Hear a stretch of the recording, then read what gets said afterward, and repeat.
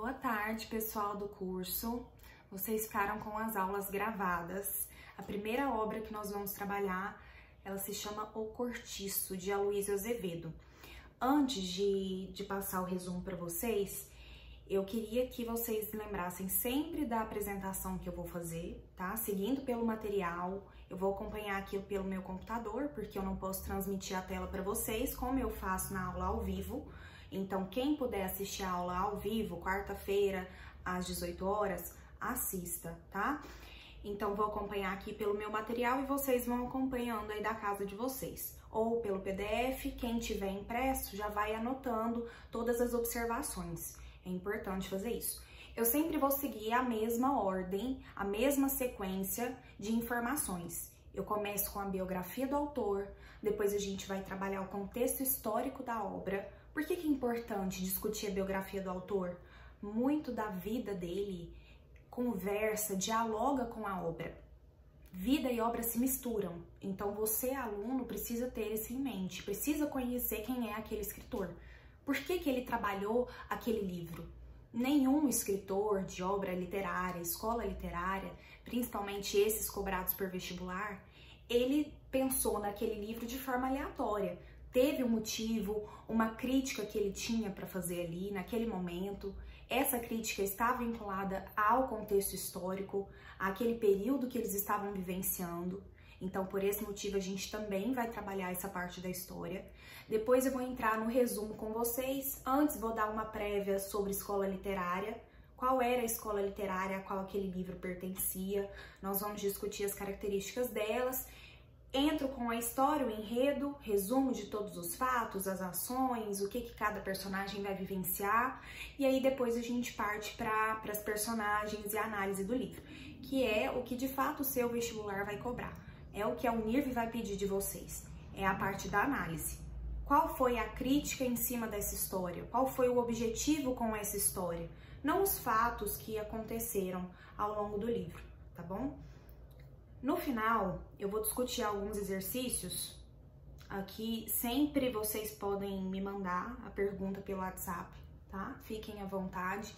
Teve dúvida, não conseguiu entender muito bem por que foi aquela questão, por que não foi a outra. A gente vai trabalhar com verdadeiro e falso, objetivas sempre, para vocês já irem se habituando ao vestibular da UniRV. Vamos lá então, gente. Biografia do autor, Aloysio Azevedo. O Aloysio, ele nasceu no Maranhão, como eu coloquei aí no material, São Luís do Maranhão, em 14 de abril de 1857. Ele não gostava de ser maranhense, ele detestava ter nascido ali, porque ele considerava aquela província, né, que na época, os anos 1800, século XIX, ainda era uma província do Maranhão, ele considerava tudo muito retrógrado, muito ultrapassado, as pessoas com a mentalidade arcaica, e eram preconceituosos, escravistas, então ele não conseguia compactuar com aquele tipo de pensamento. O Aloysio, ele tem uma visão muito além do seu tempo, muito à frente daquele período. Tanto que a primeira obra que ele vai escrever e publicar, vai ficar famosa, é uma obra que fala sobre preconceito racial no século XIX. Então são temáticas sempre polêmicas. Bom, filho de Dona Emília Amália Pinto e do vice-cônsul português David Gonçalves de Azevedo. Ele vinha de uma família rica, uma família que tinha bens, ele tinha sua educação muito bem estruturada.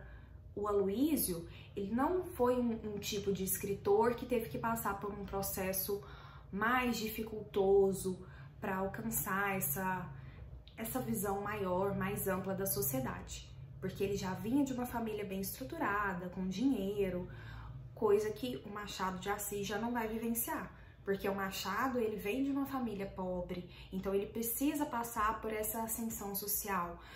O Aloysio Azevedo não, filho de um cônsul português, um vice-cônsul, então ele tinha condições. O seu avô, ele era um pintor, então olha que interessante, ele já tinha essa veia artística já na família, e o seu avô conseguiu influenciá-lo de alguma forma, porque o Aloysio Azevedo, ele era desenhista. Ele começa a sua carreira, na verdade, desenhando, fazendo caricaturas, pinturas com as artes plásticas e não com a arte literária.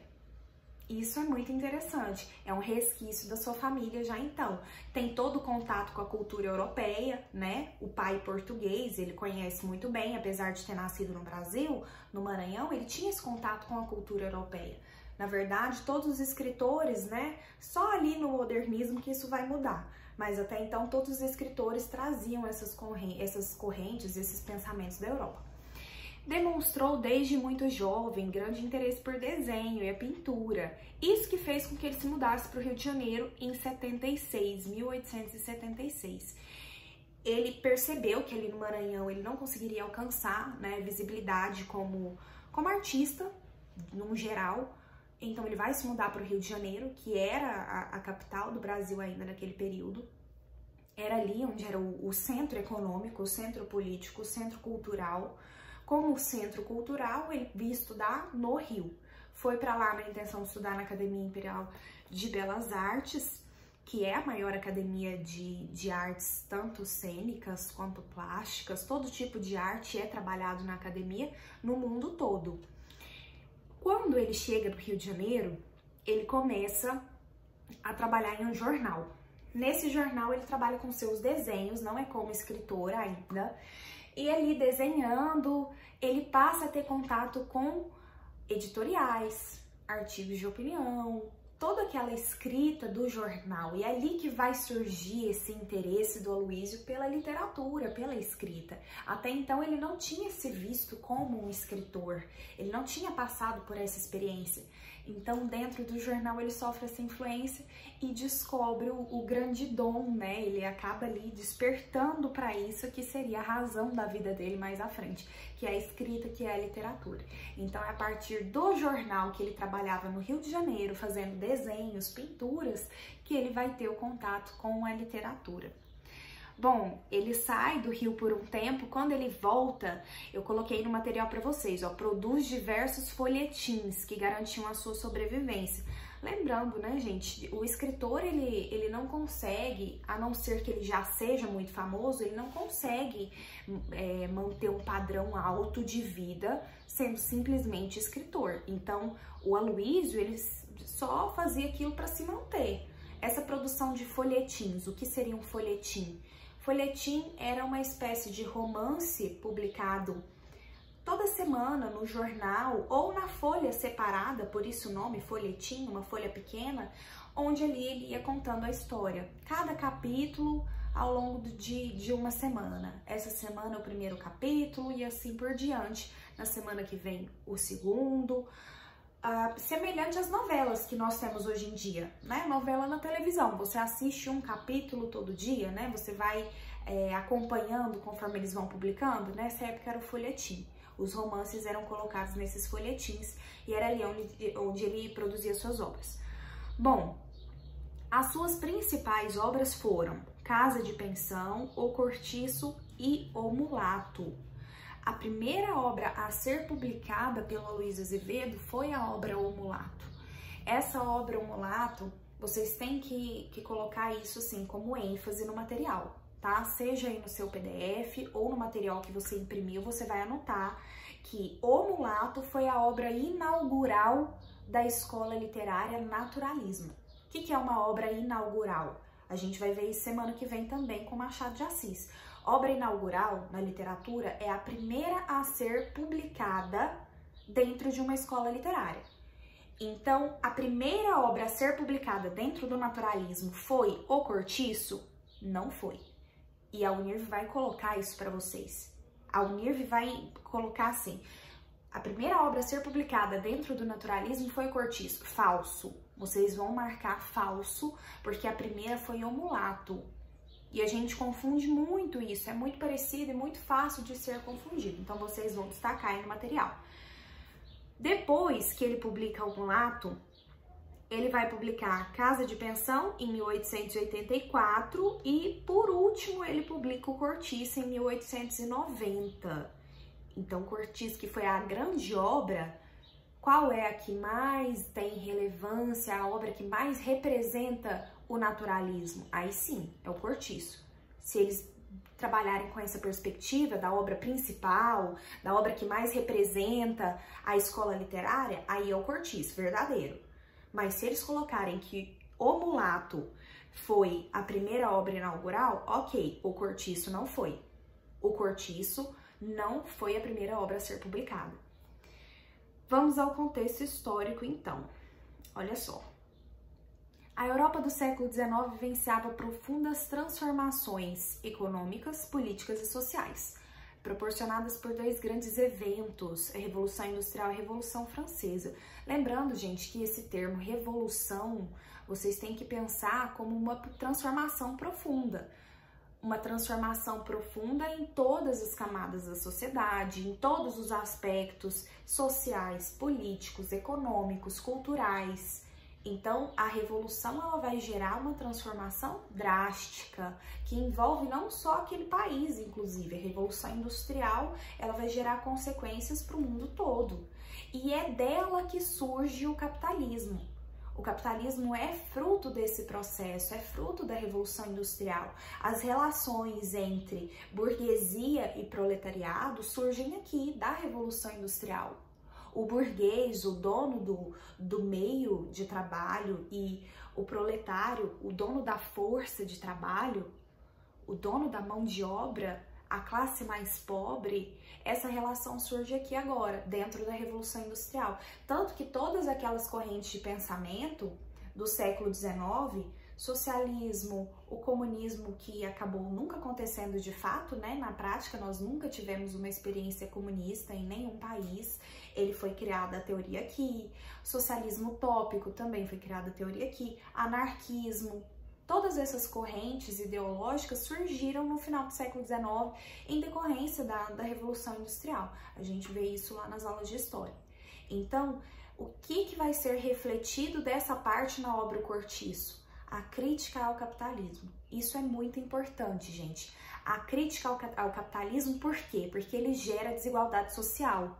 Na visão do Aloysio Azevedo. O Aloysio, ele era um pesquisador, um leitor assíduo de várias correntes de pensamento, inclusive do socialismo de Marx, e ele trabalha com essa crença, essa visão dele de que o capitalismo gera desigualdade social, que nós sabemos que é um fato, né? Nós vivemos esse sistema nos nossos dias atuais.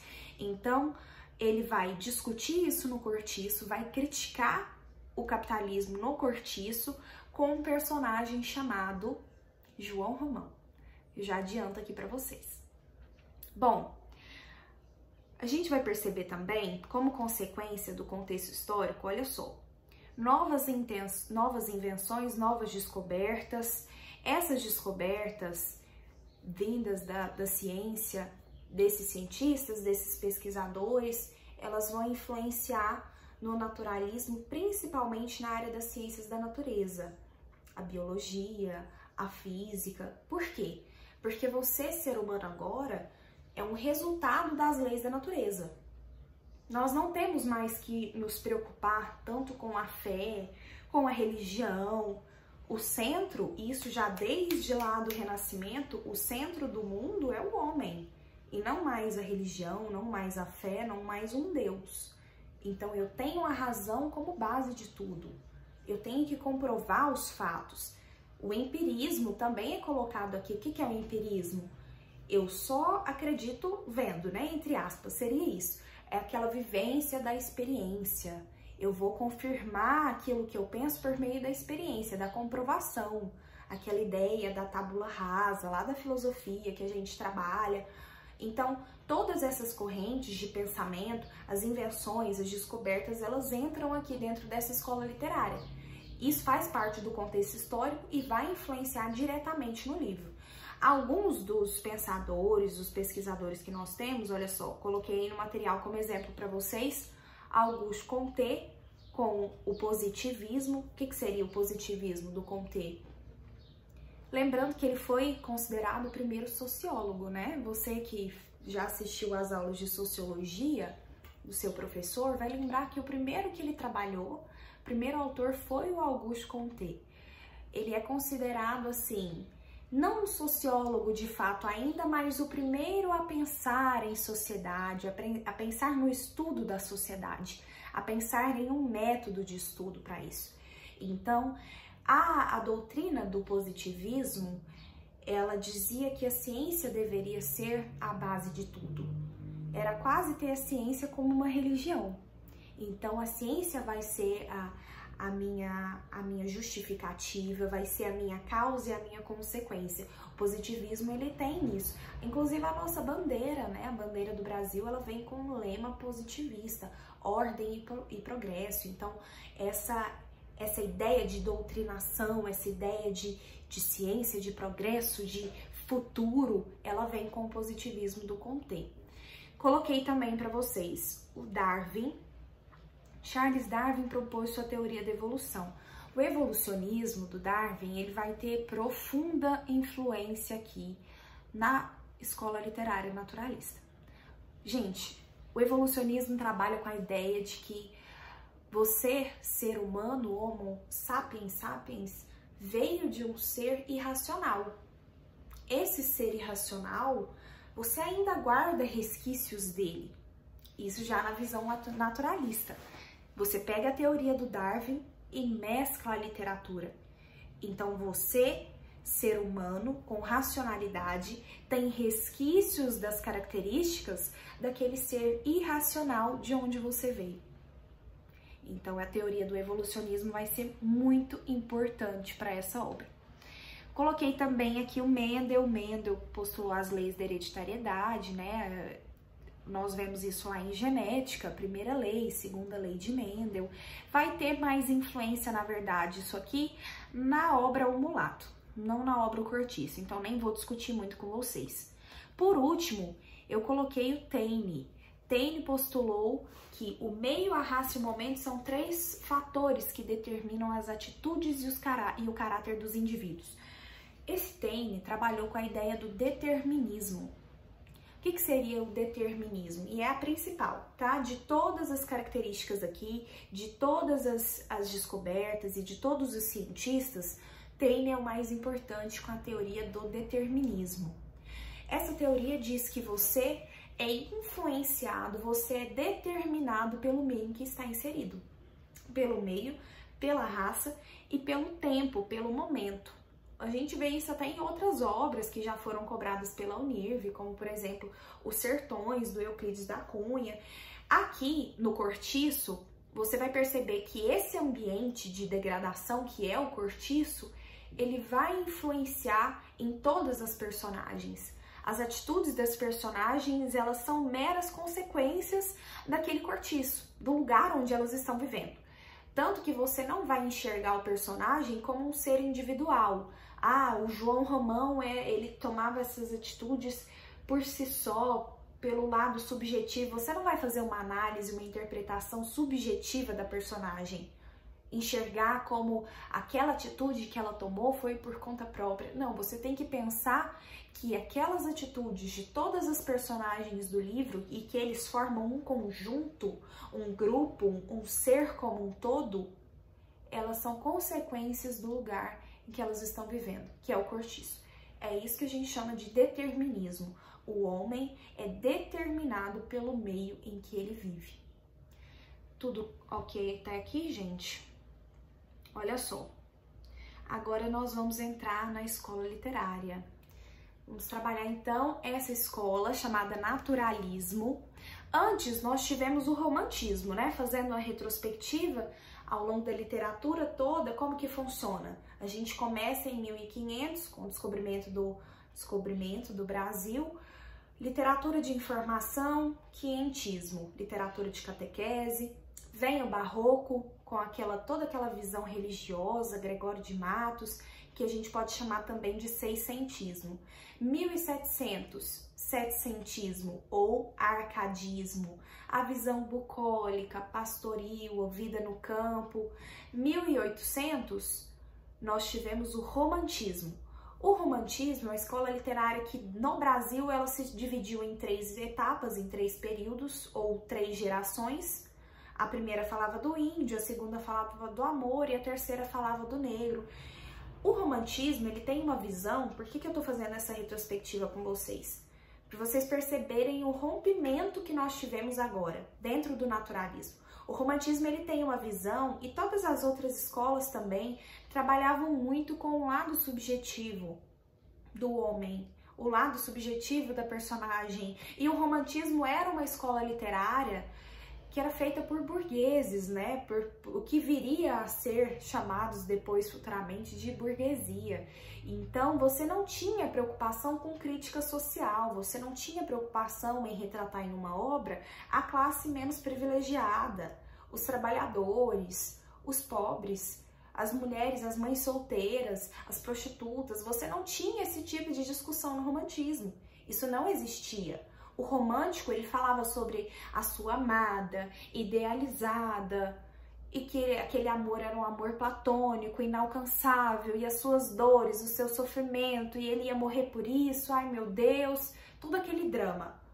Agora, com o naturalismo, houve uma quebra por completo com esse tipo de discussão. Então, existe aqui um choque entre essas duas escolas literárias. O romantismo trabalha com tudo ali, aquela coisa bem floreada, uma literatura que era uma literatura amarrada, que não tinha muito objetivo crítico. Não existia criticidade no romantismo. Agora, aqui no naturalismo, a gente já enxerga essa temática da crítica social, que vai ser ainda mais acentuada na semana que vem, com Machado de Assis. Mas aqui no naturalismo nós já temos essa discussão. Então é importante que vocês tenham essa visão que o naturalismo rompe com todas aquelas ideias do romantismo. Vamos às características dessa escola, olha só. ênfase no lado mais animalesco do homem, a fome, o instinto, a parte não civilizada, a sexualidade, bem como a zoomorfização de personagens. O que eu disse para vocês sobre a questão do evolucionismo do Darwin? Que você, ser humano, racional, veio de um ser que não tem racionalidade, que você guarda resquícios, características dele. São essas características que serão colocadas em ênfase aqui no naturalismo. É o seu lado mais animal, o seu lado mais instintivo. Então a fome, o desejo carnal, sexual, a reprodução, esse instinto animal vai ser retratado aqui no naturalismo. Olha o nome da escola literária, naturalismo. São as leis da natureza, são as ciências da natureza, o seu lado mais natural possível. Bom, o que eu quis dizer com zoomorfização de personagens? Esse termo vai ser cobrado para você, tá? O vestibular trabalha com essa linguagem, zoomorfização de personagens. Zoomorfizar é dar formas de animais aos seres humanos. Então, constantemente no livro, você tem a impressão que o autor, que o Aloysio, ele está retratando animais ali, não falando de pessoas. Ele compara ao longo da obra inteira os personagens com animais. Então, essa animalização a gente chama de zoomorfização, tá bom? Determinismo, o indivíduo não é mais sujeito, mas um figurante da história, resultado das influências do meio. Esse determinismo, então, é a teoria de Taine que nós já conversamos mais atrás. Cientificismo, o homem é entendido como produto das leis naturais. Então, agora eu vou dar ênfase na ciência. Esse vai ser a minha base de estudo, esse vai ser o meu referencial. A ciência, as discussões científicas. Tanto que o Aloysio, ele se considera um cientista. Ele se porta como um cientista. O Cortiço é como uma grande experiência científica, uma tese. Tanto que a gente vai chamar de romance-tese, o gênero aqui da obra, tá? Mais à frente, lá na estrutura, eu mostro para vocês. Então, o cientificismo é entender o homem como um resultado das leis da natureza. Patologias sociais. As obras naturalistas enfatizam esses temas, trazendo à tona tópicos como tara sexual, vício, doenças, incesto, adultério. Então, essa parte mais suja, essa parte mais baixa, essa parte mais sexualizada, e percebam que o sexo é muito importante aqui no Cortiço. Ele vai ser a causa, a motivação de várias ações ao longo do livro.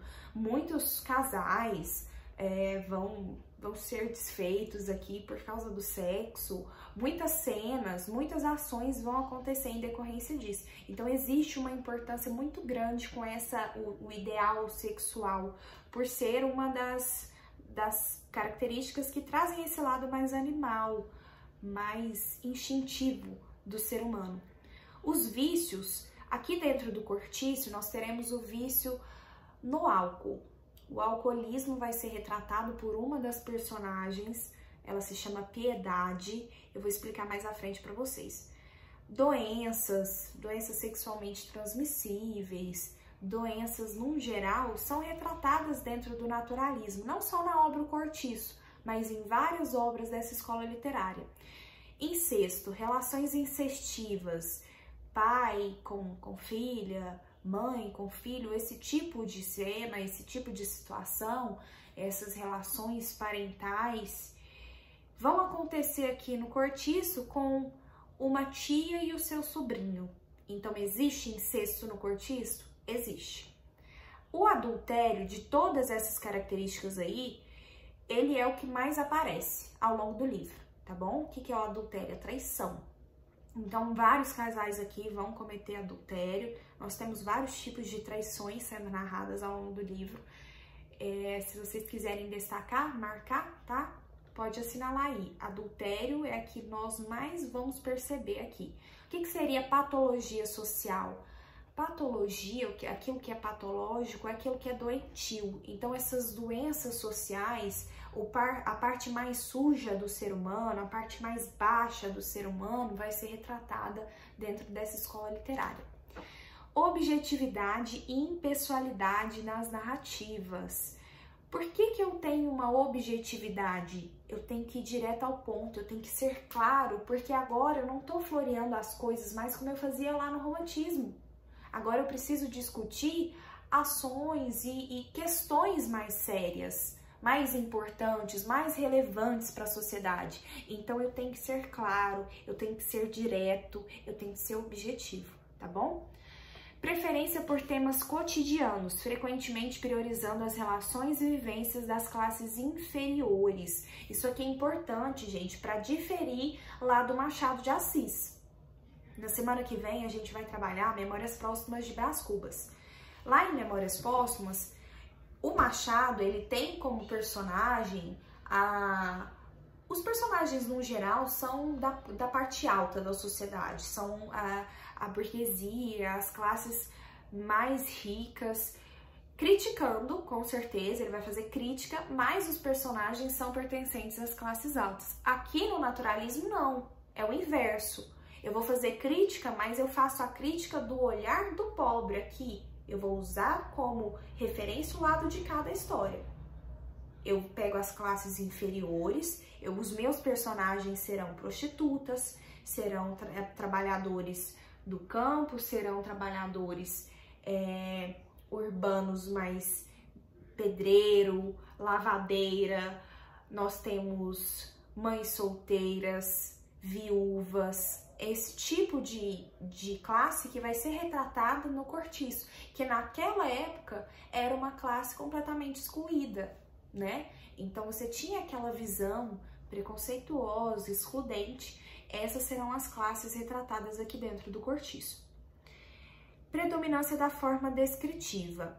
Essa característica aqui, que vocês vão anotar sobre ela. Descrição é uma tipologia textual, inclusive. Quem faz aula de redação comigo, né, a gente já trabalhou isso. Descrever algo é o mesmo que detalhar, é o mesmo que apontar características. Então, por que eu preciso ter aqui, dentro do naturalismo, dentro do Cortiço, uma forma descritiva de texto? Um tipo textual descritivo, em que eu vou dar os detalhes. Porque eu tenho o determinismo. O determinismo fala que o meio influencia a personagem. Então, para eu entender por que aquele meio influenciou a personagem e de que forma ele influenciou, eu preciso conhecer esse meio. E para conhecer esse meio, o seu autor vai te dar toda essa riqueza de detalhes, todas as características sobre ele. Então, a razão do descritivismo, dessa forma descritiva de texto, é o determinismo de Taine. Então, uma teoria dialoga com a outra, uma característica dialoga com a outra, tá bom? Obras comumente engajadas, denúncias de aspectos socialmente retrógrados. O que seria engajamento social? Crítica social. Eu vou fazer a denúncia dos aspectos retrógrados da sociedade. Por que existe a miséria? Por que existe a desigualdade social? Tudo isso fundamenta o capitalismo. Então, a gente volta lá naquela parte da biografia do Aloysio Azevedo. O Aloysio, ele achava o capitalismo um sistema desigual e queria fazer essa crítica por meio do livro O Cortiço. Vamos então ao resumo da história, gente, o resumo da obra, o enredo em si, o que acontece, quem são essas personagens. Eu não vou trabalhar com esse resumo que eu coloquei no material aqui para vocês, tá? Eu deixo ele só, não é um resumo meu, eu coloco ele aqui só para que vocês tenham uma referência mesmo, caso queiram antes do vestibular fazer uma revisão, uma leitura rápida, tem aí para vocês o resuminho, tá? Bom, vamos lá. O primeiro personagem a aparecer no livro, ele se chama João Romão. O João Romão, ele vai ser o grande representante do capitalismo aqui na história, como eu já adiantei para vocês. Ele é um homem arrogante, ele é um homem ganancioso, eu não vou nem usar o termo ambição, ele tinha ganância, ele passava por cima de quem fosse preciso passar para conseguir mais dinheiro, para conquistar aquilo que ele desejava, e ele sempre queria mais. Ele conseguia um, queria o outro, e se fosse preciso passar por cima da pessoa que morasse com ele, que vivesse com ele, com quem ele compartilhasse sentimentos, ele passaria, que foi o que aconteceu. Essa pessoa se chamava Bertoleza.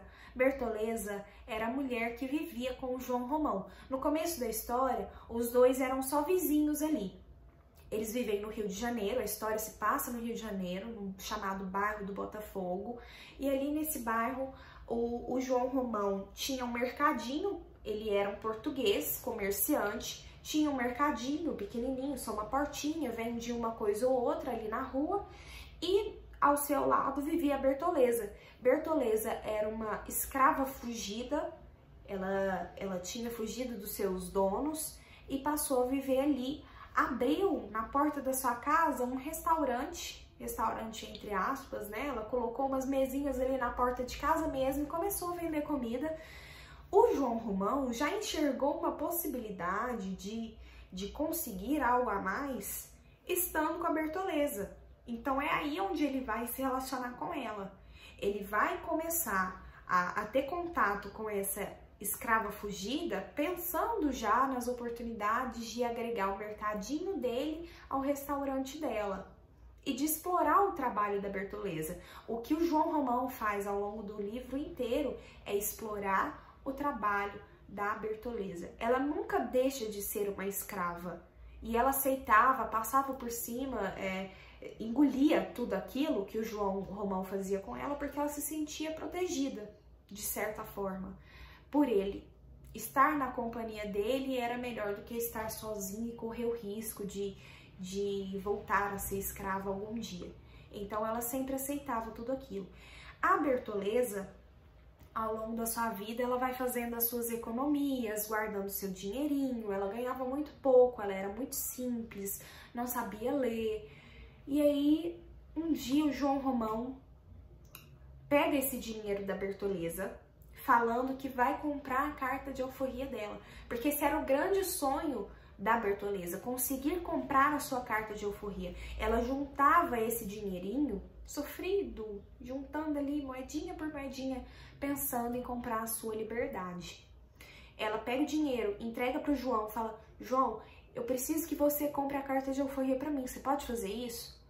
João: claro, vou comprar a sua carta de alforria, Bertoleza. Foi lá, comprou uma carta falsificada, pegou o restante do dinheiro para ele e construiu o cortiço ao lado do seu mercadinho. Então, nós temos já aqui o primeiro sinal de quem era esse homem, João Romão, de como ele era representante do capitalismo na história, e já da Bertoleza, com a figura, né, sendo essa figura da explorada, da mulher sofrida, a representação da ex-escrava, marginalizada, tá bom? Então são fatores importantes que a gente já pode ir pensando aqui no começo do livro. Ao lado do João Romão, desse mercadinho dele, de um lado a Bertoleza, do outro vivia um homem chamado Miranda. Esse Miranda, ele morava num casarão bonito, grande, né, e que chamava atenção ali na rua. Ele tinha dinheiro, porque na verdade tinha se casado com uma mulher de família rica, uma filha de aristocrata, então ela quem tinha os bens, na verdade, ele recebeu o pagamento do seu dote ao se casar com ela e acabou ficando rico. Esse Miranda era também português, era casado com a Estela. A relação dos dois vai ser a primeira amostra de adultério da obra. Então a ideia de traição vai ser retratada pela primeira vez com esse casal, com a Estela e com o Miranda, que era um português rico que vivia ali no bairro de Botafogo, num casarão, e sempre disputava de alguma forma com o João Romão. Os dois eram inimigos ali no começo da história, tinham sempre algum tipo de atrito. Os dois, por serem vizinhos, né, estarem ali o mercadinho do João Romão e a casa do Miranda, um próximo à outra, eles disputavam um pedacinho de terra ali no meio. O João falava que era dele, o Miranda falava que era dele também, os dois brigavam. O João Romão morria de inveja do Miranda. Na verdade, a intriga e todo o atrito que eles tinham ali era porque o João Romão tinha inveja de ver o Miranda participando das festas da alta sociedade e sendo convidado para a ópera, para o teatro, para todos os eventos que a burguesia participava, que a elite do Rio de Janeiro, a elite carioca do século XIX vivia e produzia, alimentava a cidade naquele período. O João Romão se corroía por dentro, morria de inveja e falava que aquele pedaço de terra era dele. No final das contas, esse pedaço ficou com o João Romão e foi ali que ele construiu o cortiço com o dinheiro da Bertoleza, o dinheiro que ele roubou da Bertoleza. Quando ele constrói cortiço, e ele faz essa construção assim, tudo nas coxas, tá, gente? Ele pega madeira velha e vai juntando e construindo. Então, são casas muito pobres, são quartinhos, na verdade. Se você já assistiu algum filme do século XIX que retrata ali o Rio de Janeiro, bem provavelmente você sabe o que é um cortiço, né? Aquele aglomerado de pessoas vivendo no mesmo lugar e barulho e dividem o mesmo banheiro, roupa pendurada perto de panela de comida. Então é aquele caos, aquele formigueiro de gente. Bom, ele ao construir o cortiço, ele já tem, vamos pensar aqui, fazer toda a análise. Ele já tem o mercadinho, ele já tem o restaurante da Bertoleza, ele tem agora o cortiço. E o João Romão consegue comprar a pedreira que ficava no fundo do bairro, um morro de onde ele podia tirar material de construção, areia, pedras. Essa pedreira é ali onde as pessoas que vivem no bairro, os homens, vão trabalhar. Ele compra também tinas, a gente chama de tinas no livro, esfregadeiras onde as mulheres podiam lavar a roupa. Então ali nas tinas elas lavavam, esfregavam a roupa e ele era dono também dessas tinas. Vocês perceberam, né, que tudo está sendo monopolizado pelo João Romão. Tá tudo ali na mão do João Romão. Onde você vai trabalhar? Na pedreira do João Romão. Onde você vai dormir? No cortiço do João Romão. Onde você vai comer? No restaurante que agora é do João Romão. Onde eu vou comprar os mantimentos para minha casa? No mercadinho do João Romão. Então tudo gira em torno do João Romão. Essa é a representação do capitalismo na história. Vamos aos personagens que moram ali no cortiço então, que é o que o Aloysio vai discutir com a gente ao longo do livro. Uma personagem importante, muito importante na história, é a Pombinha. Gente, a Pombinha, ela é uma menina de 18 anos. A gente chama de menina pelo seguinte fato: ela ainda não tinha menstruado. E por esse motivo ela não podia ser considerada mulher e não estava pronta para o casamento. Ela tinha um pretendente, um noivo, morava no cortiço com a sua mãe muito religiosa, uma mulher muito católica, muito temente a Deus e severa com essas questões morais. Então a minha filha só pode se casar depois que ela menstruar. Porque qual a razão do casamento? Que você construa uma família. E como o casamento ele é efetivado, consumado depois do sexo. E qual o objetivo do sexo? O único objetivo, na visão religiosa, né? Lembrando que a mãe dela é essa mulher religiosa, o único objetivo dele é a reprodução. Então a gente nem fala aqui dessa questão do prazer, na visão da mãe da Pombinha. Então, se ela ainda não menstruou, ela não pode ter filhos. Se ela ainda não pode ter filhos, não tem motivo para ela se casar. Então, o noivo vai esperar até a Pombinha menstruar para que você possa se casar com ela. E a mãe sempre muito preocupada, né? Porque uma mulher de 18 anos, essa menina já tá velha. Naquele período, ela já era considerada muito velha para se casar. Então, até hoje ela não menstruou. Como assim? Ela tem 18 anos e ainda não menstruou? Isso preocupava muito a mãe da Pombinha. Esses fatores biológicos, eles são muito discutidos. Lembrando aquela parte que a gente trabalhou lá da característica da escola literária, que nós pegamos como referência as ciências e as ciências da natureza. Então, olha a biologia entrando aqui no livro, mostrando para você. Falou, olha, quando que o útero ele tá de fato pronto para receber um embrião? Quando que essa mulher ela tá pronta para ter um filho? Depois da menstruação. E a Pombinha ainda não tinha menstruado. Até que ela conhece no cortiço uma mulher chamada Leone. A Leone, ela é uma prostituta de alto padrão, uma prostituta de luxo, que vai seduzir a Pombinha, que vai conversar, vai virar amiga da Pombinha ali dentro do cortiço. E elas vão representar uma relação de lesbianismo aqui dentro da história. Olha que bacana o que o Aloysio Azevedo está fazendo, trabalhando com a homossexualidade no século XIX. Gente, até então isso não tinha sido discutido na literatura brasileira.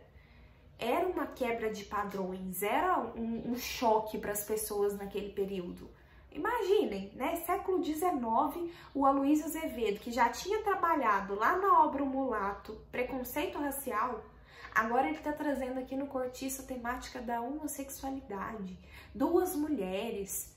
E ele detalha, ele descreve com riqueza de detalhes a noite que as duas passaram juntas, a noite de amor. E é depois dessa noite que as duas passam juntas que a Pombinha vai menstruar. Então, ela vai se tornar mulher depois de estar com a Leone. Isso aqui, gente, é fantástico para aquele período. É uma coisa assim que eu acho muito interessante, porque o Aloysio ele rompeu totalmente com os padrões daquele período.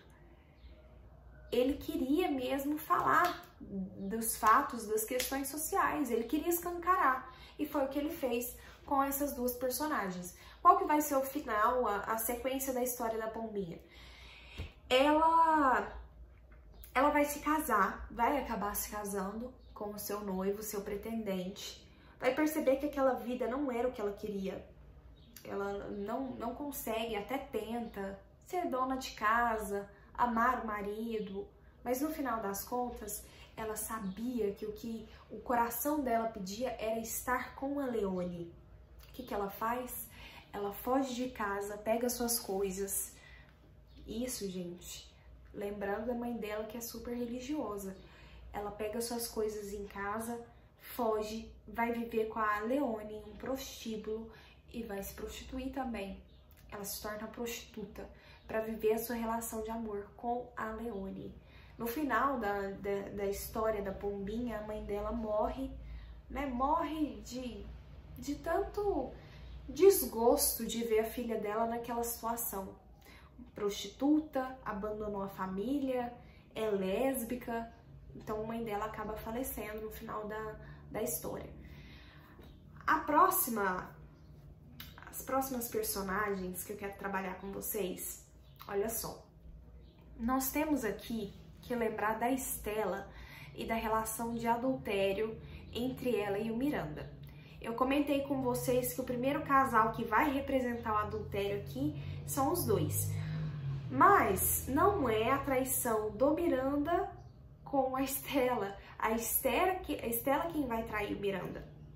Então é uma visão diferente, né? Nós estamos, e com certeza vocês imaginaram aí, que o Miranda traía a Estela. Mas não, aqui quem é a adúltera da situação é a mulher.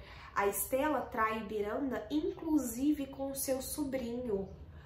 Um sobrinho chamado Henrique, que liga pro tio, fala: tio, liga entre aspas, né, gente? Entra em contato com o tio, naquela época, liga pro tio.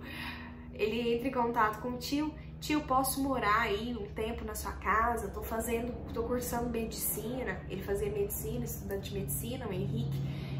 E pergunta pro Miranda se ele poderia ficar na casa dele por um tempo. O Miranda aceita: sim, sobrinho, vem, vamos, a gente fica aqui o tempo que você precisar, a gente cuida de você.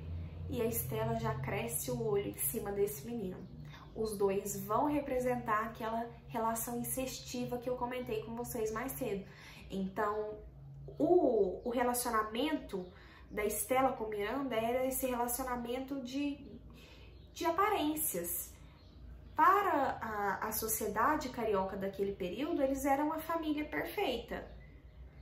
Pai, mãe, tinham uma filha chamada Zulmira, viviam num casamento de muitos anos, tinham dinheiro, então era tudo perfeito, mas era só um relacionamento que prezava muito pela aparência e não tinha, entre eles ali, não existia amor nenhum.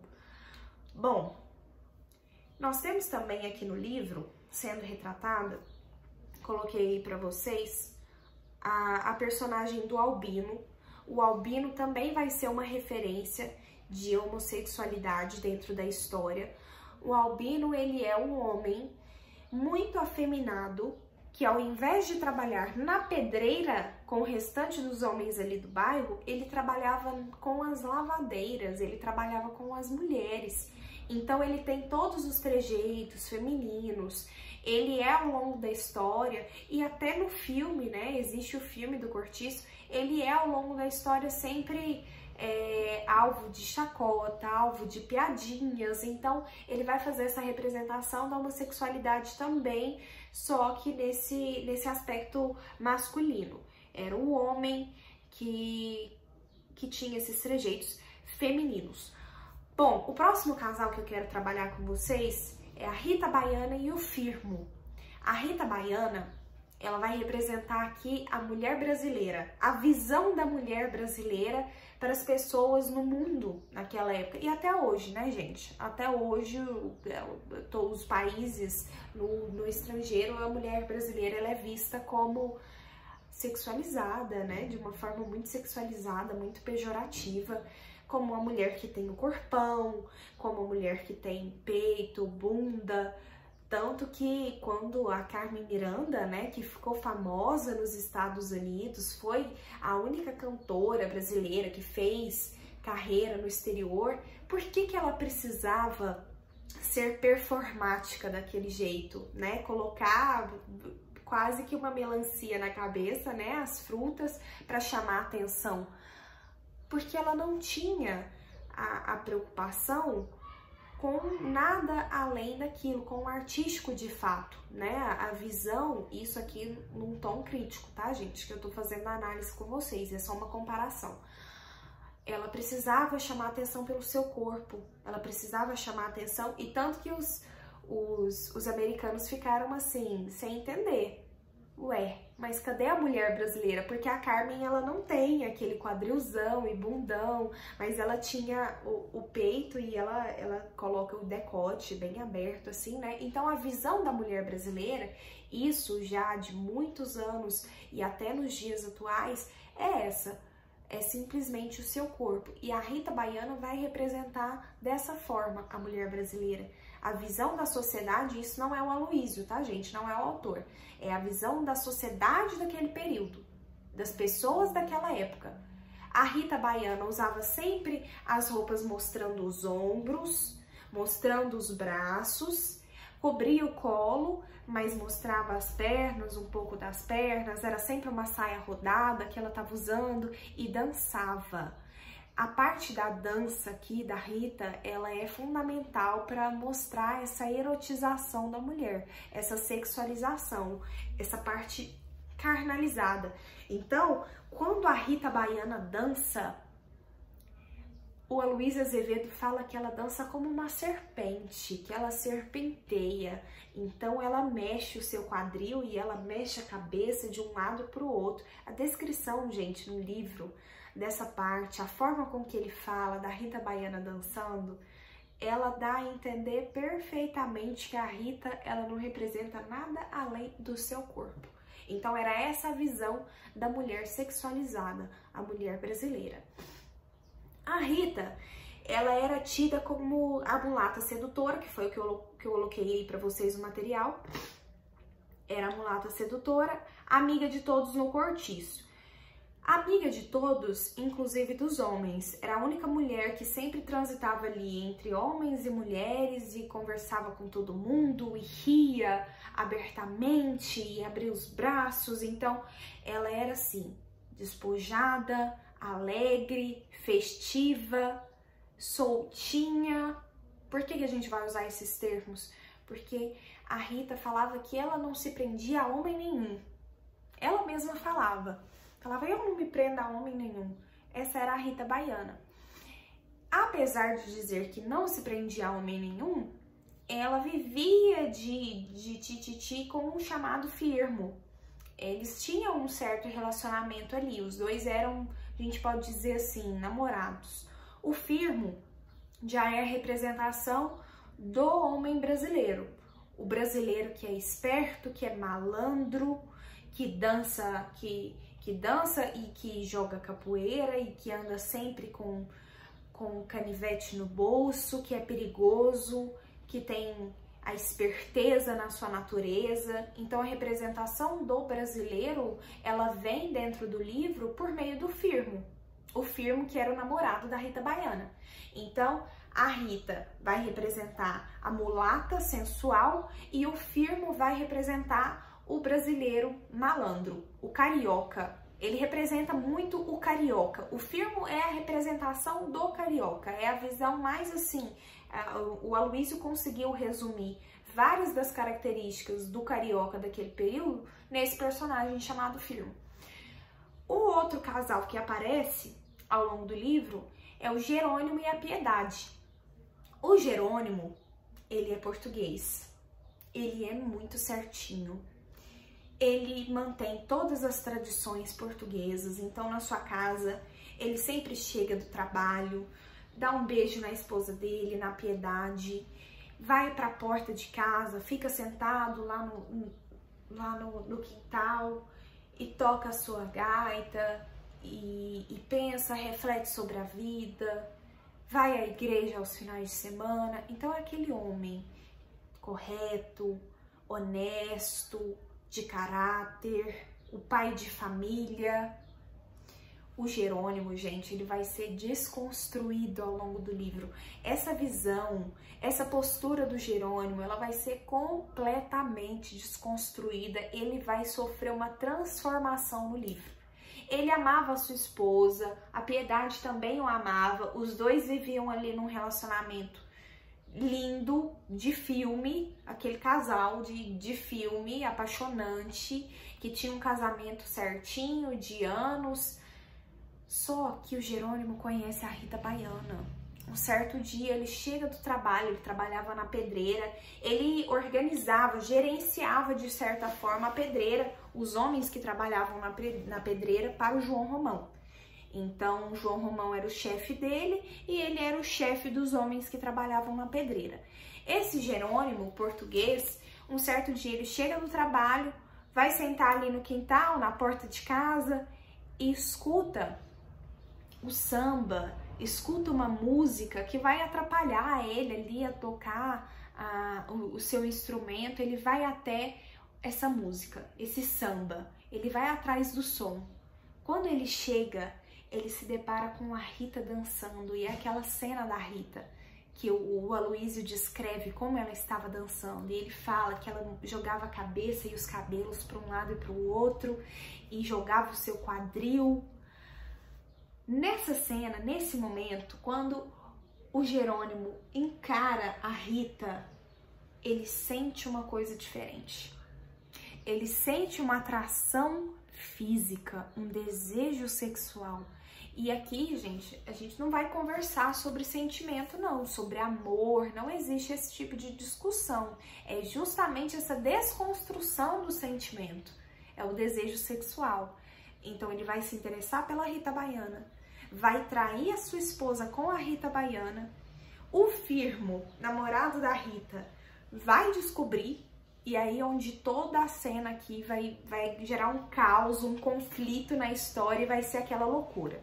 O Firmo descobre que a Rita Baiana estava traindo ele com o Jerônimo, vai atrás do Jerônimo, dá uma surra no Jerônimo, uma surra daquelas, bem dadas, inclusive machuca muito o Jerônimo. O Jerônimo vai parar no hospital, a Piedade descobre que foi traída pelo marido, aquele marido que tanto ela amava, que tanto a amava também, e que eles viviam aquela vida de conto de fadas, né, nessa parte sentimental entre eles, de muito carinho, de muito respeito. Tudo aquilo foi pro chão, foi pro lixo, e a Piedade perde o rumo. A Piedade, ela fica sem norte. É aí onde vem a parte do alcoolismo que ela desenvolve. O vício, o retratamento aqui, a parte que vai falar do livro sobre o vício, que nós discutimos lá nas características, ela vem com a Piedade, essa personagem, que ao perder a sua família, ao perder o seu marido, ao perder tudo aquilo que ela vivenciou por tantos anos, ao perder o chão, ela acaba recorrendo ao álcool. E aí, onde ela vai passar de mulher, dona de casa, cuidadosa, carinhosa, ela vai passar a ser tratada como a viciada, a degradada. Então, a Piedade, olha o nome dela, Piedade, aquela mulher piedosa, não existe mais. O Jerônimo, ele vai para o hospital, quem vai cuidar do Jerônimo no hospital é a Rita Baiana, não é a Piedade. A Piedade não vai até o hospital cuidar do Jerônimo, ela vai entrar ali no seu vício e ela vai viver por conta dele agora. Ela esquece o Jerônimo e esquece tudo na vida dela. A Rita cuida do Jerônimo, o Jerônimo se recupera. Quando ele sai do hospital, ele tem um único objetivo: matar o Firmo. O Jerônimo vai até dois caras, combina, chama dois caras e fala assim: olha, vocês vão pegar pra mim aquele Firmo, dia tal, hora tal, no beco tal, e pode bater nele até ele morrer. Foi o que aconteceu. Ele pagou esses dois homens, então, para matarem o Firmo. O Firmo morre, assassinado pelo Jerônimo, né? Assassinado a mando do Jerônimo. Vocês têm aqui já noção de quais são as temáticas do livro. Assassinato, só coisa leve, né, gente? Só coisa tranquila. Assassinato, traição. Tem uma parte, um casal, um aluno até na aula de quarta, ao vivo, ele que me lembrou. Ele me perguntou, ele falou assim: e aquela parte do coelho, professor? Eu falei: verdade, Fernando. Tem um casalzinho aqui, um casal de namorados que vive no cortiço e eles são muito bonitinhos e tal. Só que a menina ela era louca pra ter um coelho. Ela queria muito ter um coelho, o sonho dela era ganhar um coelho. Ela viu um coelho um dia com um homem, esse homem falou pra ela: olha, eu te dou o coelho se você ficar comigo. E ela tinha namorado. Gente, ela fica com o cara só para ganhar um coelho. Só para ganhar um coelho. Então, olha o retrato do naturalismo para vocês. Olha esse retrato do que era essa escola literária. Ela transa com o cara só para ganhar um coelho. Então, olha o tanto que essas relações elas eram instintivas. Era tudo aquilo de instinto. Eu quero, você quer sexo? Então, sexo e eu pego meu coelho e vou embora. Pronto. Então, é uma cena engraçada, assim, eu ri a beça nesse momento quando eu tava lendo essa parte do livro. Porque é chocante, né, gente? Ela transou com o cara por causa de um coelho. Bom, quanto às personagens, essas são as principais, tá? As principais que vocês têm que lembrar. Agora, o que vocês têm que pensar no desfecho dessa história? Porque o livro não tem muitos acontecimentos, né? Nós temos mais a descrição de personagens, de quem elas são. Para concretizar a história, existe um cortiço novo, um cortiço concorrente que vai aparecer aqui no livro, chamado Cortiço dos Cabeças de Gato. E esse cortiço concorrente, nele vivia uma mulher chamada Paula. Essa Paula que vai desencadear o final da história. Essa Paula era uma bruxa, ela tinha certos problemas psicológicos, era chamada de doida. A gente vai fazer os exercícios, vocês vão perceber como que eles falam, como eles retratam essa Paula. Essa bruxa vivia querendo colocar fogo no cortiço. Ela era chamada de bruxa porque fazia remédios com ervas medicinais e aí já viu, né? Mexeu com erva é bruxa. Mulher era tida como bruxa. Ela vai pegar então as suas coisas ali na sua casa. Numa segunda tentativa de colocar fogo no cortiço, ela consegue. Ela tanto tentou que ela conseguiu. Por quê? Ela era doida. Não tem explicação por que ela queria colocar fogo, não. Ela simplesmente queria e conseguiu colocar. Nesse dia, o cortiço começa a pegar fogo, tanto dos cabeças de gato quanto o do João Romão. Esse cortiço do João Romão se chamava São Romão, tá? Se vocês quiserem anotar, é só um detalhe. O cortiço pega fogo, o João Romão vai lucrar com o incêndio, tá? Se vocês acham que ele vai se dar mal e aqui em alguma parte da história, ele não vai. Ele lucrou com o incêndio, porque o cortiço estava no seguro. Então, ele acaba ganhando mais dinheiro, porque essa é a representação do capitalismo. Você sempre vai ganhar mais e mais. A sua intenção é ganhar mais e mais, é lucrar. Ele conseguiu lucrar em cima desse incêndio. A bruxa morreu. Ela morreu dentro da casa dela, do quarto dela. As pessoas ficaram desesperadas, mas além da bruxa, o único outro personagem que morreu no incêndio foi o velho Libório. Esse velho Libório, ele era um mendigo que vivia ali, sempre com roupas despedaçadas, sujas. Ele não comia, mas na verdade ele guardava uma fortuna dentro de casa. Então ele também era doido. Nós temos essa representação da loucura aqui ao longo do livro, né? Essa visão sobre a saúde mental. Tanto que muitos alunos usaram esses dois personagens no Enem, no último Enem, que falava sobre o estigma da saúde mental, eles usaram esses personagens. Mas enfim, o velho Libório vai morrer no incêndio também, esse mendigo. Ele e todo o seu dinheiro acaba pegando fogo. Ele que vivia naquelas condições de maltrapilho, sempre ele estava maltrapilho, sujo, fedendo, mas guardava aquele dinheiro todo, pegou fogo. Acabou, o dinheiro foi embora. Bom, acontece o incêndio, o João Romão lucra com isso. Qual é o último objetivo do João Romão, que é o dono do cortiço? O último objetivo do João era se casar com a Zulmira.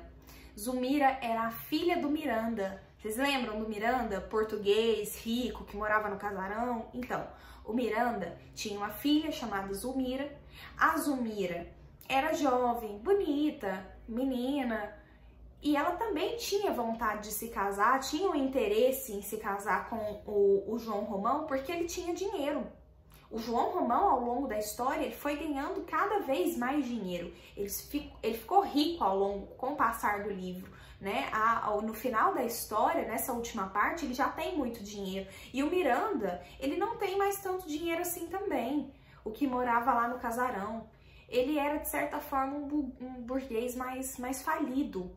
Então, o Miranda tinha um status social, mas não tinha o dinheiro. Isso vários professores, todo resumo que vocês encontrarem sobre o Cortiço vai falar sobre isso.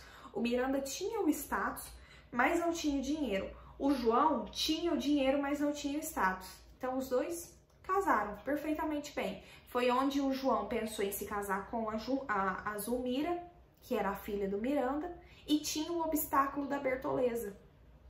Vocês lembram da Bertoleza?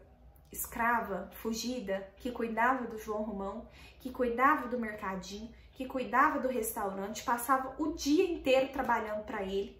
Ela era, de certa forma, casada com ele, né, amaziada, amigada, os dois viviam juntos.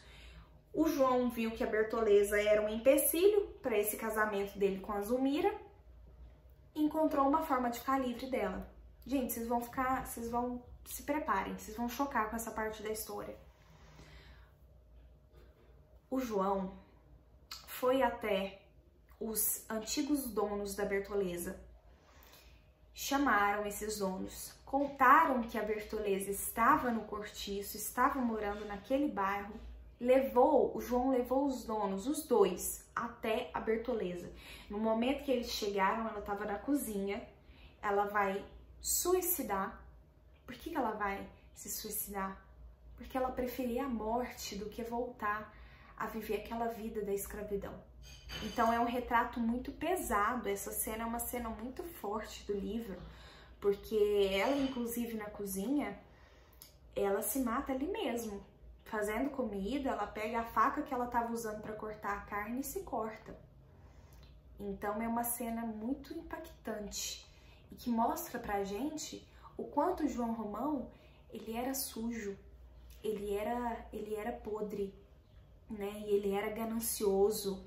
Ele queria se casar com a Zulmira simplesmente para ele conseguir alcançar a camada mais alta da sociedade, para ele adentrar a elite carioca. Ele não gostava, não amava a Zulmira, não tinha nada de sentimento. Era simples interesse, mais puro e simples interesse. Então, ele passa por cima da Bertoleza, mata a Bertoleza, porque ao meu ver, no meu ponto de vista, o João Romão matou a Bertoleza. Não foi ela que se matou, ele matou a Bertoleza. Ele foi lá, chamou os antigos donos dela e apontaram, porque naquele momento ela descobriu a traição dele quanto à carta de alforria, porque ela achava que era uma escrava liberta.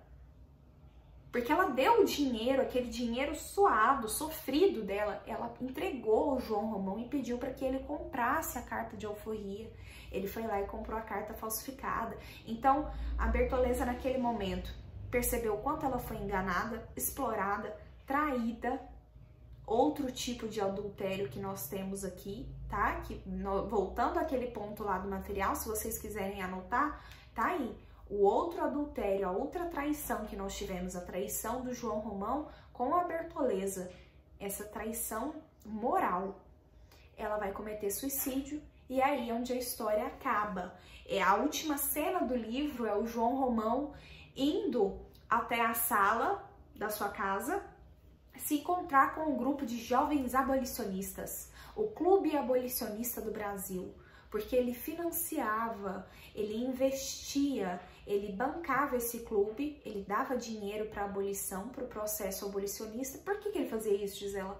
Porque ele tinha interesse em adentrar a essa elite, no caso a elite carioca, por meio de jogos ali, né, de táticas, técnicas de adentrar essa elite, essa camada mais alta da sociedade. Então ele pagava, investia nesse clube abolicionista por interesse também.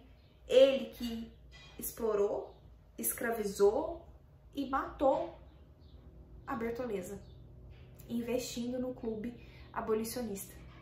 Então nós temos uma crítica assim tremenda para fechar o livro com chaves de ouro. Gente, a história é essa. Finalizamos o resumo. Vamos à estrutura então. Nós temos um texto linear. O que é um texto linear? Ele foi escrito com começo, meio e fim. A história ela tem uma sequência normal, padrão. Ela não vai vagar entre passado, presente e futuro. Ela tem linearidade, começo, meio e fim. Narrador onisciente. O que seria um narrador onisciente? É aquele narrador em terceira pessoa. Ele não participa como um personagem, ele não participa dos acontecimentos da história, mas ele está muito próximo das personagens. Ele te conta os fatos com riqueza de detalhes. Ele te conta como se ele estivesse ali, na cena, de longe, vendo e presenciando. Eu estou aqui vendo o que está acontecendo, eu estou presenciando e estou te passando. Eu, o narrador. Ele participa? Não, ele não participa.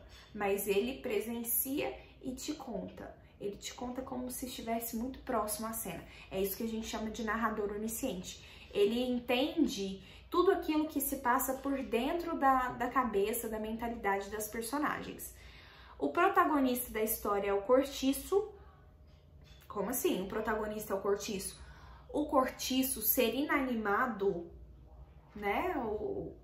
De fato, o lugar onde eles viviam vai ser tido como um dos seres da história, um dos personagens da história. O cortiço, ele ganha características de ser humano ao longo do livro. Eles falam assim, o Aloysio, ao escrever, o narrador, ele te conta da seguinte forma: o cortiço acordava, abria seus olhos, suas portas e janelas. Então, esse processo de dar características humanas ao cortiço faz com que ele seja um personagem. E ele não é um simples personagem, ele é o maior personagem do livro. Por quê? Porque o meio que influencia todas as atitudes do homem. E o meio é o cortiço. Vocês têm que entender o cortiço como um todo, como um microcosmos, onde todo o conjunto dessas personagens vai resultar no cortiço. Então, quem é o protagonista, o personagem principal? O próprio cortiço. O livro foi lançado em 1890, então, voltando à questão do contexto histórico, vocês têm que lembrar também do contexto histórico no Brasil. O que estava acontecendo no Brasil? Em 1888, nós tivemos a abolição da escravidão. Em 1889, nós tivemos a proclamação da República. E em 1890 veio o cortiço. Então, é todo esse contexto de transição do Império de Dom Pedro II para uma república agora, aquelas disputas entre a elite, né, e todas as discussões entre os partidos, a formação de partidos. Queremos que continue com Dom Pedro? Queremos continuar com o Império ou queremos uma república? Então, todo esse contexto vai influenciar aqui na obra. Nós temos um romance-tese com 23 capítulos. O que seria o romance-tese? O gênero do livro. Lembrando que quando a gente fala que uma história ela tem o gênero romance, uma obra, romance não quer dizer história de amor, tá? É importante que vocês saibam disso. Romance é um gênero dentro da língua portuguesa, uma história longa com vários personagens. Por que é romance-tese? Aquela razão lá que eu expliquei para vocês sobre o Aloysio se comportar como um cientista. Esse cientificismo, essa visão dele de pesquisador, de estar fazendo uma experiência científica, é como se ele tivesse uma tese científica. Então, por isso que a gente chama de romance-tese, tá bom? É como se os personagens fossem todos ratinhos de laboratório do Aloysio Azevedo. O cenário é o Rio de Janeiro, bairro de Botafogo. Bom, a estrutura é essa. Vamos às temáticas então, que é a análise do livro. É a parte mais importante. Nós temos a humanização do cortiço. O cortiço acordava. O que seria essa humanização? O que eu acabei de comentar com vocês. Você dá a característica de humano ao ser inanimado, que é o cortiço. Enquanto isso, nós temos a animalização dos humanos. Humanização do cortiço e animalização do ser humano. É aquela zoomorfização. Dar características de animais aos homens. Olha como o Aloysio fala da Rita Baiana. Rita Baiana dança como uma serpente. Ele fala também assim, Rita tem ancas de cadela. Vários trechos, e ele não fala só sobre a Rita, ele fala sobre vários personagens. Em vários trechos ele compara os homens como... ele compara a animais. Nós temos a temática do preconceito racial. Quem vai representar o preconceito racial? A personagem Bertoleza, né? Ela sofreu o preconceito com o João Romão. Temática da homossexualidade com Leone, Pombinha e Albino, tá? O Albino, aquele homem afeminado, a Leone e a Pombinha, o casal que vai representar o lesbianismo. Nós temos a discussão sobre o falso processo abolicionista, a crítica a esse processo de abolição da escravidão no Brasil, que no final das contas acabou não mudando as coisas para melhor, né? Porque, gente, isso nós discutimos em história. Todos os professores comentam com vocês. Abolir a escravidão, tá? Sou escrava. E aí? Amanhã, o que eu vou fazer? Eu vou ir para onde? Eu não tenho casa, eu não tenho emprego, eu não vou ser bem recebido pela sociedade, eu serei marginalizado. Então, essa última cena do livro, em que o João Romão, que tanto explorou, que tanto escravizou a Bertoleza, que matou a Bertoleza no final da obra, e ele aparece agora investindo e ganhando palmas do clube abolicionista, né, porque ele era um grande abolicionista, apoiador do ideal abolicionista, ele queria a abolição da escravidão no Brasil. É uma tremenda crítica a esse processo que foi falso, foi fajuto, foi na verdade um jogo de interesses. Nós temos a temática da prostituição com a Leone, né, a Leone que era prostituta de luxo, prostituta de alto padrão, a escravidão sendo retratada também pela Bertoleza, a traição com os vários casais, né? A cena lá do coelho, a traição com a Estela e o Miranda, né? A Estela traindo o Miranda com o próprio sobrinho, Henrique. O Jerônimo traindo a Piedade com a Rita Baiana. A temática do sexo pervertido, cenas sórdidas e sujas. Tem uma passagem do livro, gente, muito forte também, em que a Piedade... Ela tá ali na cozinha da casa dela, as portas abertas, todas abertas, tá à noite, meio de madrugada, e ela está muito bêbada, né? Ela ali embriagada e passando mal, caindo ao longo dos cômodos e se esbarrando nas paredes. Entra um homem na casa dela, inclusive foi o homem que ajudou a matar o Firmo. O homem que ajudou o Jerônimo, lembra que o Jerônimo pediu 2 caras para irem matar o Firmo, namorado da Rita Baiana? Um desses homens vai entrar na casa do Jerônimo, vai encontrar a Piedade naquele estado, naquela situação, bêbada, vai começar a beijar a Piedade, os dois vão transar ali em cima do vômito dela, porque ela começa a passar mal de tão embriagada que ela estava, e ela vomitando e ele se beijando e ficando ali na cozinha em cima daquele vômito. Então essa cena, essa cena suja, essa cena chocante, ela mostra esse lado instintivo, esse lado animalizado e essa temática do sexo pervertido. O processo de favelização também é importante que seja destacado aqui para vocês, tá?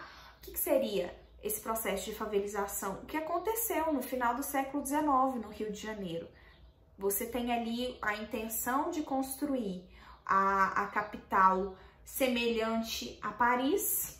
Rio de Janeiro teria que ser parecida a Paris, teria que ter proximidade com a arte e a arquitetura europeia. Então eu vou limpar o centro do Rio de Janeiro, eu vou mandar toda essa sujeira, que é essa população pobre, para os cantos, eu vou varrer, eu vou tirar daqui. Eles simplesmente tiraram todos esses pobres que viviam no centro do Rio, para construir aquela arquitetura europeia, dar aquele ar parisiense para Rio de Janeiro. Foi aí onde começou o processo de favelização. As favelas surgiram assim, com cortiços. O cortiço, na verdade, é o início do processo de favelização no Brasil. Tanto que, frequentemente, quando as escolas trazem esse tema para trabalhar com os alunos, você vai mencionar, se cair no Enem, numa redação, você pode usar o cortiço como referência, como repertório para falar do processo de favelização. Nós temos a crítica ao capitalismo, com o personagem João Romão, e por último, a alegoria Cortiço e Brasil. O que seria a alegoria? Uma comparação, uma analogia entre o cortiço e o Brasil. O cortiço, na verdade, ele representava o Brasil do século XIX. Ele representava esse conglomerado de pessoas, esse ajuntado de pessoas vivendo assim, na sujeira. Era essa visão que nós tínhamos do Brasil, é essa comparação que está sendo feita quanto à classe menos favorecida. Então, alegoria Cortiço e Brasil. O Brasil, na verdade, era semelhante ao cortiço. O cortiço era uma representação do país no século XIX. Vamos aos exercícios agora. Qualquer dúvida que vocês tiverem, repito, fiquem à vontade em me mandar mensagem e perguntar. É importante tirar dúvida, esclarecer isso aqui, porque é ao resolver esses exercícios que vocês vão entender como que vai ser cobrado pela Unirv. Número 1, então. Leia as proposições acerca de o cortiço. Constantemente, as personagens sofrem zoomorfização, isto é, a animalização do comportamento humano, respeitando os preceitos da literatura naturalista. Verdadeiro ou falso? Verdadeiro, né, gente? Porque zoomorfização é dar forma de animais aos seres humanos. A gente já conversou sobre isso. Então, a literatura naturalista, a escola literária naturalismo, tinha isso como característica? Sim, então verdadeiro. A visão patológica do comportamento sexual é trabalhada por meio do rebaixamento das relações, do adultério, do lesbianismo, da prostituição, etc. Essas são as temáticas do naturalismo? Essas são as temáticas da obra O Cortiço?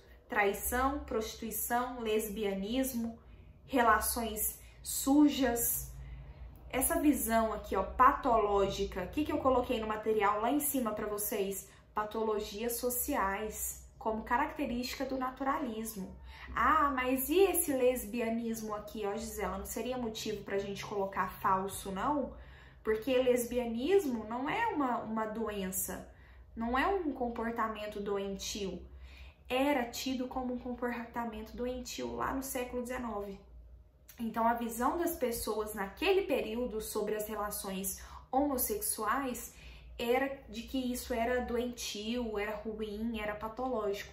Então, essa questão seria também verdadeira. Alternativa 2. 3. O meio adquire enorme importância no enredo, uma vez que determina o comportamento de todas as personagens, anulando o livre-arbítrio. Eu comentei com vocês que esse livre-arbítrio aqui é aquela tomada de decisão por conta própria, né?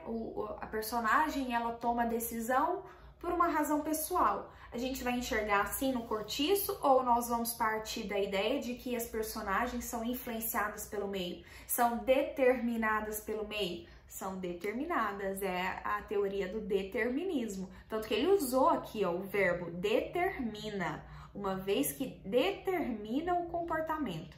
Então, verdadeiro também. 4. O estilo de Aloysio Azevedo dentro de O Cortiço confirma o que se percebe também no conjunto de sua obra, o talento para retratar agrupamentos humanos. Essa é uma característica do escritor. O Aloysio, como eu comentei com vocês lá na biografia dele, o Aloysio, ele se via como um pesquisador, como um cientista, se comportava como tal. Então, um cientista, ele não faz uma experiência com um ser só, ele faz com grupos. Ele trabalha com agrupamentos. E é exatamente o que a Aloysio faz no Cortiço. Vocês perceberam a quantidade de personagens? É a parte mais difícil, tá, gente? A parte mais chata aqui dessa obra é lembrar de todos esses personagens. Então, vocês vão ter que voltar no material antes da prova, fazer uma revisão de cada personagem, o que cada um representava. Essa quantidade exagerada de personagens era uma característica do Aloysio. Ele trabalhava muito bem com os agrupamentos humanos. Tanto que o Cortiço, ele é entendido como o conjunto de todos esses seres, o conjunto de todas essas personagens. Então, a 4 também seria verdadeira. Letra A. 2. Leia o texto abaixo, retirado de O Cortiço, e faça o que se pede. Aqui dá pra gente ter uma ideia muito bacana, muito clara, de como o livro retratava, de como o narrador retratava essa animalização das personagens. Eram 5 horas da manhã e o Cortiço acordava, abrindo não os olhos, mas a sua infinidade de portas e janelas alinhadas. Um acordar alegre e farto de quem dormiu de uma sentada 7 horas de chumbo. O rumor crescia, condensando-se, o zum-zum de todos os dias acentuava-se. Já se não destacavam vozes despertas, mas um só ruído compacto que enchia todo o Cortiço. Começavam a fazer compras na venda, enzarrilhavam-se discussões e rezingas, ouviam-se gargalhadas e pragas. Já se não falava, gritava-se, sentia-se naquela fermentação sanguínea, naquela gula viçosa de plantas rasteiras que mergulham os pés vigorosos na lama preta e nutriente da vida, o prazer animal de existir, a triunfante satisfação de respirar sobre a terra. Então, está sendo retratado aqui para vocês o dia a dia no Cortiço. E o livro é dessa forma. Ele traz para nós o cotidiano das pessoas. Não há nenhuma uma ação, um relato de algo assim fora do comum. Era o dia a dia daquelas pessoas pobres que viviam ali, trabalhavam e que tinham momentos de felicidade, como ele fala, um acordar alegre e farto. Então era o dia a dia ali naquele Cortiço. Assinale a alternativa que não corresponde a uma possível leitura do fragmento citado. Então, o que seria falso aqui? Letra A. No texto, o narrador enfatiza a força do coletivo. Usou esse termo coletivo, falou de coletividade, agrupamento humano, a gente já pode marcar que é verdadeiro. Todo o Cortiço é apresentado como um personagem que aos poucos acorda como uma colmeia humana. Outra dica para vocês aqui, ó.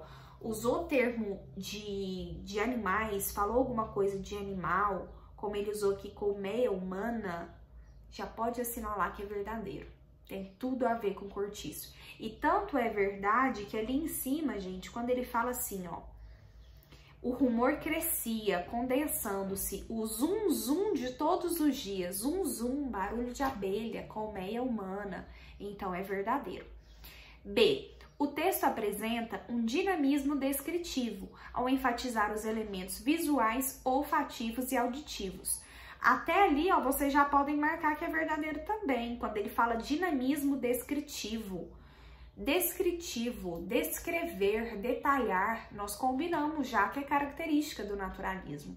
Quando ele fala dos elementos visuais, olfativos e auditivos, a gente chama isso de sinestesia, tá? É uma figura de linguagem que fala sobre os órgãos do sentido. Vamos voltar lá no trecho. Olha o texto. Ele fala zum-zum de todos os dias, barulho, então você precisa usar a audição, vozes dispersas, ruído compacto, gritava-se, ouviam-se gargalhadas, então olha o seu sentido funcionando. Naquela fermentação sanguínea, naquela gula viçosa, eles mergulham os pés. Depois ele fala lá na frente, respirar sobre a terra. Tudo isso aqui, todas essas características que ele vai descrevendo, são dos órgãos do sentido. Você precisa dos seus órgãos para percebê-las, então a B seria verdadeira também. C. O discurso naturalista de Aloysio Azevedo enfatiza nos personagens de O Cortiço o aspecto animalesco. verdadeiro. Rasteiro do ser humano, ele fala rasteiro? Ele fala alguma coisa sobre o lado baixo do ser humano? Sim, né, gente? Ao longo do livro inteiro. Mas também fala da sua vitalidade, da sua energia natural, oriunda do prazer de existir. É só voltar no trecho. Olha aqui, é mais uma questão de interpretação do que de literatura, na verdade. Olha só. Quando ele fala assim, plantas rasteiras, já confirmou o rasteiro da questão, que mergulham os pés vigorosos na lama preta e nutriente da vida, o prazer animal de existir. Então, essa energia, essa vitalidade, ele fala dessa parte baixa do ser humano, dessa parte suja da lama preta, mas ele fala também dessa vitalidade na existência, na simples existência. Verdadeira, letra C. D. Através da descrição do despertar do cortiço, o narrador apresenta os elementos introspectivos dos personagens, procurando criar correspondências entre o mundo físico e o metafísico? Não, né? Nós não discutimos nada sobre o mundo físico e metafísico, muito menos sobre elemento introspectivo das personagens. A gente não enxerga a personagem aqui pelo seu interior, pela sua subjetividade, pela sua característica pessoal. A gente enxerga o personagem como um dos personagens pertencentes ao grande principal, ao grande protagonista, que seria o cortiço. É só mais um personagem. Não existe essa individualização aqui. Então, a D seria a que nós marcaríamos, né? A falsa. Letra E. Observa-se no discurso de Aloysio Azevedo, pela constante utilização de metáforas e sinestesias.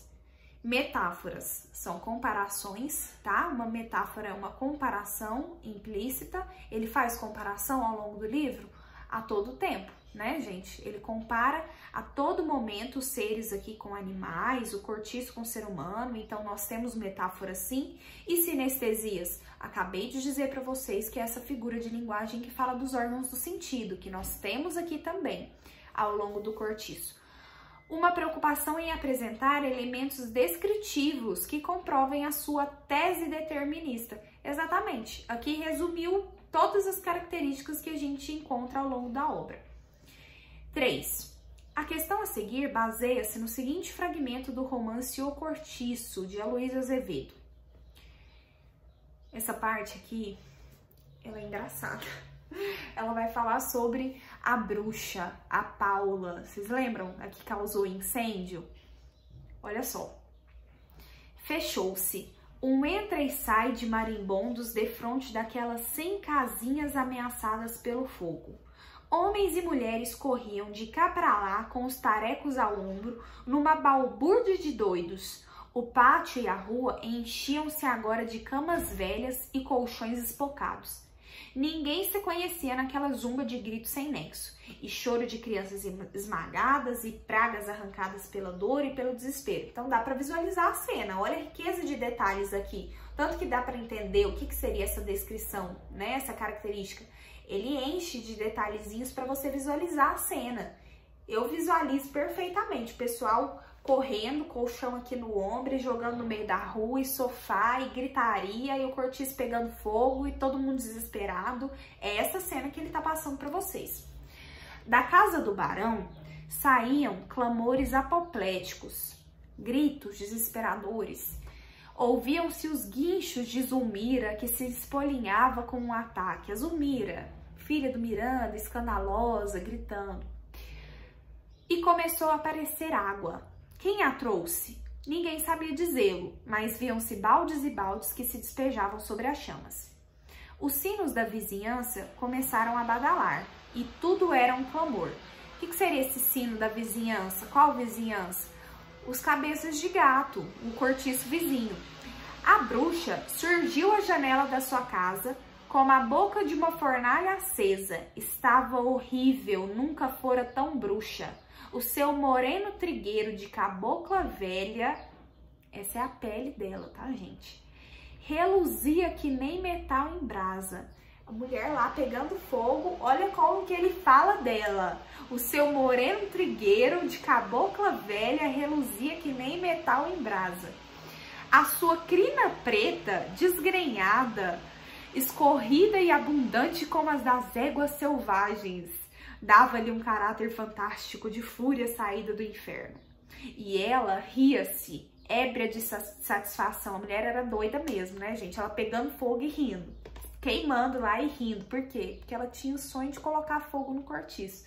Ébria de satisfação, sem sentir as queimaduras e as feridas, vitoriosa no meio daquela orgia de fogo com que ultimamente vivia a sonhar em segredo a sua alma extravagante de maluca. Tão carinhoso, né, gente? Crina preta, égua selvagem, maluca. Ia atirar-se cá pra fora quando se ouviu estalar o madeiramento da casa incendiada, que abateu rapidamente, sepultando a louca no montão de brasas. Então a bruxa morreu. A Paula morreu durante o incêndio. Em O Cortiço, o caráter naturalista da obra faz com que o narrador se posicione em terceira pessoa, onisciente e onipresente. Ou seja, ele entende tudo aquilo que se passa na mentalidade das personagens e ele é onipresente porque é como se ele estivesse em todas as cenas. Ele estivesse ali assistindo a todas as cenas, não participando, mas assistindo a todas as cenas. Preocupado em oferecer uma visão crítico-analítica dos fatos. A sugestão de que o narrador é testemunha pessoal e muito próxima dos acontecimentos narrados aparece de modo mais direto e explícito em Olha a importância da leitura do comando da questão. É muito importante entender o que a questão está te pedindo. Lá na Unir, você vai analisar item por item com muito cuidado. Aqui, eles estão perguntando para você qual que é o mais parecido, o que o narrador está mais próximo. Então, nós temos aqui várias cenas. Essas cenas aqui, mais de uma pode estar correta, mas você vai analisar a que está mais correta entre elas. Então, em qual desses trechos você tem a impressão que o narrador está mais perto da cena? Letra A. Fechou-se um entra e sai de marimbondos defronte daquelas em frente, tá? Defronte em frente, daquelas 100 casinhas ameaçadas pelo fogo. Aqui não, né, gente? Não precisa estar perto para perceber isso aqui. Ele só tá contando o fato, que o pessoal tava correndo. E olha a comparação. Eles entrando e saindo como marimbondos. Olha como o Aloysio compara de novo com animais. Letra B. Ninguém sabia dizê-lo, mas viam-se baldes e baldes que despejavam sobre as chamas. Aqui já traz uma ideia de proximidade, porque fala que via-se baldes e baldes. Então, vamos ficar atento à letra B. Letra C. Da casa do barão saíam clamores apopléticos, gritos. Olha a letra D, então, chamando atenção também. Porque para você perceber os gritos, você tem que ouvir. Letra D. A bruxa surgiu à janela da sua casa com a boca de uma fornalha acesa. Aqui não mostra nenhuma proximidade do narrador, né? Só o fato que ela apareceu na janela. Letra E. Ia atirar-se cá para fora quando se ouviu estalar o madeiramento da casa incendiada. Quando se ouviu estalar, então já traz a ideia de proximidade. Nós ficamos então entre a B, que ele fala que via os baldes sendo despejados, a D, deixa eu ver, a C, na verdade, né, dos clamores apopléticos, dos gritos, e a E, do madeiramento estalando, que ouviu a madeira rangindo, fazendo aquele estalar. Entre ver e ouvir, qual que você precisa estar mais próximo? Vamos pensar aqui então. Eu preciso estar mais perto da cena para ouvir, porque para ver eu posso ver de forma mais distante. Então a gente já descarta a letra B, porque para ver os baldes sendo despejados eu posso estar mais distante da cena do que se eu for comparar ouvir os gritos, por exemplo. Então a gente ficou agora entre a C e a E. O que é mais fácil? Ouvir um grito ou ouvir um madeiramento estalar? É mais fácil ouvir um grito. Então o grito eu preciso estar mais distante. Eu estou mais longe, porque ela tá gritando, então eu não preciso estar tão pertinho da cena. Agora, para ouvir a madeira estalando, o barulhinho da madeira, Aí eu tenho que estar bem pertinho da cena. Então, essa que a gente marcaria como a verdadeira, a mais correta. Perceberam aqui que nós temos várias alternativas certas? A mais correta entre elas seria a letra E. Questão 4. Nós vamos usar, tá, o mesmo texto que a gente acabou de ler sobre a cena do incêndio da Paula. Olha a pergunta.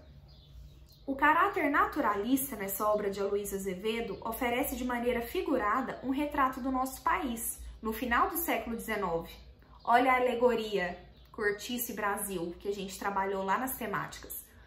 Põe em evidência a competição dos mais fortes entre si e estes esmagando as camadas de baixo, compostas de brancos pobres, mestiços e escravos africanos.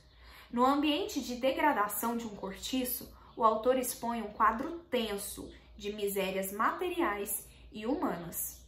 Uma excelente definição aqui para nós, né, do que é naturalismo. No fragmento, há várias outras características do naturalismo. Aponte a alternativa em que as duas características apresentadas são corretas. Letra A. Exploração do comportamento anormal e dos instintos baixos. Nós temos exploração do comportamento anormal? Sim, instintos mais baixos, mais sujos do homem são retratados aqui. Enfoque da vida e dos fatos sociais contemporâneos ao escritor. Quando a gente usa esse termo aqui, contemporâneo, tá? Se é contemporâneo a alguém, eu quero dizer que é do tempo dele. É uma retratação daquele período em que ele estava vivendo. O Aloysio Azevedo, nessa obra, ele retratou o período que ele estava vivendo, o final do século XIX? Sim, a obra, a história se passa exatamente no final do século XIX, que era o mesmo período que ele estava vivenciando. Então, seria a letra A. Por que não pode ser a B? Visão subjetivista dada pelo foco narrativo. O narrador, ele dá uma visão subjetiva, uma visão pessoal? Não. Não existe subjetivismo, existe objetividade, clareza dos fatos. Eu vou direto ao ponto. A gente comentou isso lá nas características. Então, a letra B estaria errada por isso. Letra C. Preferência pelos temas do passado, propiciando uma visão objetiva dos fatos. Crítica aos valores burgueses e predileção pelos mais pobres. Estaria certo se ele não tivesse falado preferência pelos temas do passado. Porque ele não retrata temas do passado, ele retrata os temas dos dias em que ele estava vivenciando, daqueles anos. Tanto que ele está falando de Clube Abolicionista do Brasil. Ele fala no final da obra, que período que nós tivemos clubes abolicionistas? No final do século XIX. D. A onisciência do narrador imprime-lhe o papel de criador e se confunde com a ideia de Deus. Não temos nenhuma ideia de Deus, de endeusamento do narrador aqui. A onisciência do narrador, a única característica dela é que ele, de certa forma, está presenciando todas as cenas. Ele não participa diretamente, mas ele presencia, ele as vê. Letra E.